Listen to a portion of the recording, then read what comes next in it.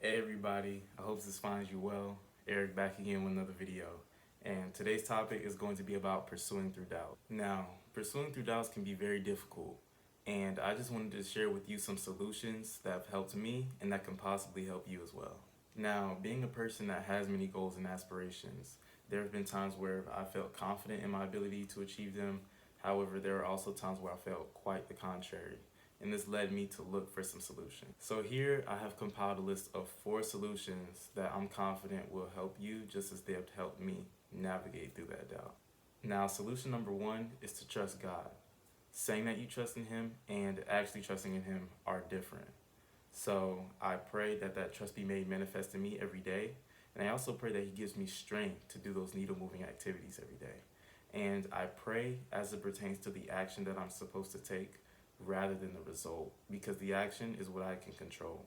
So, and if I'm consistent with the action anyway, then I will yield results. Now, Myron Golden, who I already referenced last video, I'll probably be referencing him a lot, does a great job of discussing the Bible from a productivity standpoint, and he does this in his Bible Success Secrets videos. So I'll definitely link one of those below so that you guys can check it out. On to solution number 2.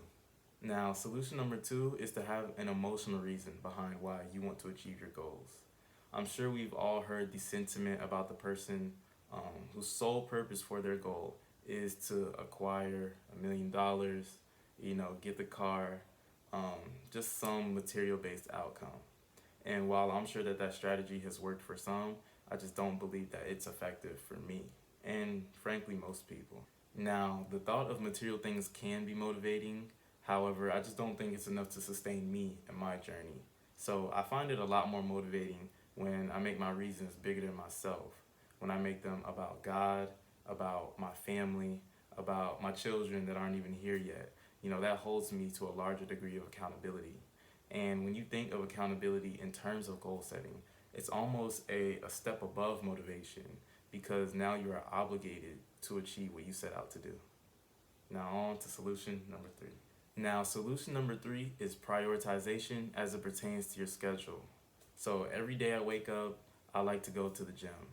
But then in the midst of doing this, I realized that my schedule wasn't in alignment with the way that I felt. Now, I do have goals as it pertains to my fitness. However, my business goals currently proceed over that.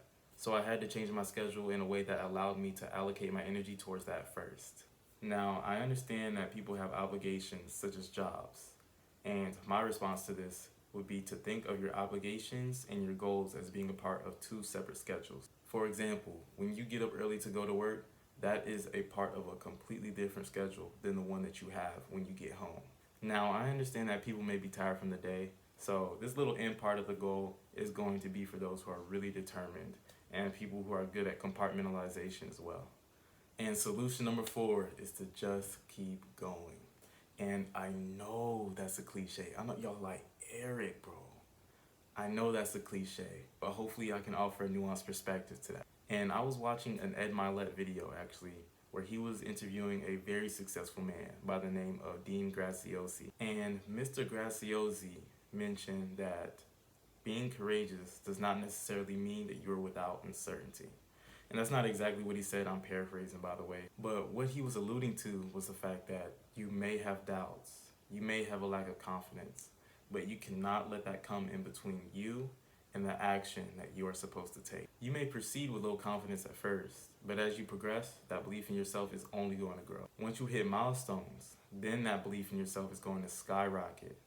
So normal people have doubts, and it's okay if they're there, because by continuing to work towards your goals, despite the presence of your doubts, you are going to begin to build real organic confidence. And that's all for the 4 tips that I had, but I also wanted to throw in one bonus tip, and that's to cultivate an environment of success. I feel like we can all be more cognizant of the music or the media that we're consuming. And in fact, we can even utilize this to learn more if we're getting our music or our media, our influences from the correct places. If all we do is look at or listen to things that are negative, then that's how we are going to perceive situations around us, our own situation as well. But if you listen to things that are positive in nature, such as Ed Milet, such as Myron Golden, then the positivity that you derive from these messages will only make success more conceivable in your head. And I shouldn't have to harken on this too much since it's already a step that you're taking. So that's all I got for now. Please feel free to apply these, as I'm confident that they'll help you just as they have helped me. You can even comment on how making some of these changes is positively affecting you on your pursuit to your goal. If you derived any value from this, please like and subscribe so that you can be recommended my videos when I release them. Just remember that you are not in this alone, and God has a purpose for you. And with that being said, thank you for allowing me to make my contribution.